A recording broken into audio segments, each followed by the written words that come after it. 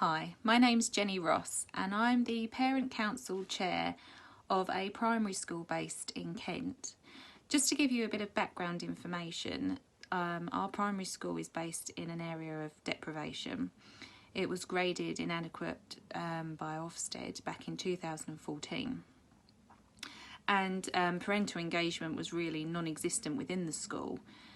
So where we were looking to turn the school around with the help of the new head teacher, we decided that we needed something new to come along and change things up within the school. So we decided that one way we could improve parental engagement within the school was to form a parent council. So a parent council is very different to a PTFA. There's often a common misconception about the two. With a PTFA, it's more focused on fundraising, whereas a parent council is more focused on the core issues within the school. So we would look at things like policies, procedures, the running of the school, how we can improve things for the children. So they look at two very different angles within the school. Initially, conversations started with the head teacher. I used to work at the local children's centre and I also live within the area, so I know the parents really well. I'd started up groups previously with the children's centre, so I knew that this was something that I could do. I by no means thought it was going to be an easy task. So we started the group, started the ball rolling. We had some parents come along to the first meeting. I will say the first meeting was quite formal. We were based in the hall, sat in a circle. We had the local vicar. We had a member from the school governors attend as well. We did have to make it very clear from the start that we were there not for personal issues. We were there as a collective group to help the school. So, and we did have terms of business written up for that reason. So everybody knew why we were there and what we were there to discuss. As the meetings developed, so I think from the second meeting we decided that we needed to appoint a chairperson and also a secretary. I self-nominated for the chair position. As I said, it was something that I'd done before. I felt I could make a good job of it. So I then became chair. A couple of the other parents nominated themselves for the secretary position, and we began to progress from there.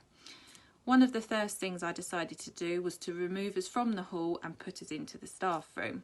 So this was starting to break down that barrier there of authority, and also it was showing the parents that they were welcome in all areas of the school. Nothing was too private for them to see, nothing was out of bounds. We were all there for the same reason. So we moved into the staff room. I then made sure for every meeting I baked a cake, and the meetings were kept professional but informal at the same time. They were enjoyable. Everybody was made to feel very welcome. So numbers started to grow. So we initially started off with about 5 or 6 people. We're now almost 2 years into our council. We have 20 members across 14 classes. So every class has a representative. Some class has 2, and the odd class has a third representative as well. We did say initially from the start that 2 representatives would be enough, but I would be very, very reluctant to turn away any parent that was very keen to be involved and wanted to make a difference within the school. Our meetings are held once every 6 weeks and they last about an hour and a half. However, within that time, parents can approach me in the playground or any of the other parent council members. We now have an email address set up for the parent council, so families can send emails onto there. So we have lots of ways of communicating with the parents. One of the things we were very aware of is that some parents dropping their children off at breakfast club, so they're not having the opportunity to speak to parents at the school gates. So we've tried to provide lots of different avenues for people to be able to contact us.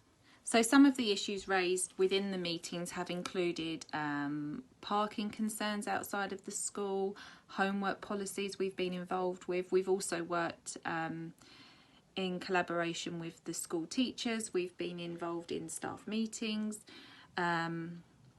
And that has really helped. So we've broken down that barrier as well. So the teachers now understand why we're there and what we're trying to achieve. And obviously, ultimately, by working with the parents, helping the children, it's ultimately going to help the teachers and it helps the school. So we are all there for the same reason. We all want the same outcome. Just because it's a new concept, it took a little while for people to fully understand it. But I think being involved in the staff meeting has helped us to achieve that. What's been quite interesting with our parent council is that other schools have been really, really interested in what we're doing because it works. It hasn't cost the school anything. We are a team of volunteer parents who are there because we want to make a difference, because we want to help. And we have made a difference and we are helping. And other schools have wanted to see how we've done it. You know, time is so precious. Schools are busy, teachers are busy. So how can we help schools with their outcomes in a way that doesn't cost them anything? You know, how can we make parents feel empowered that they're involved in their children's education, which ultimately for most parents is one of the most important things to them. So we're also collaborating with many other companies and charities. We now work in partnership with the Rainbow Centre, which is a food bank charity.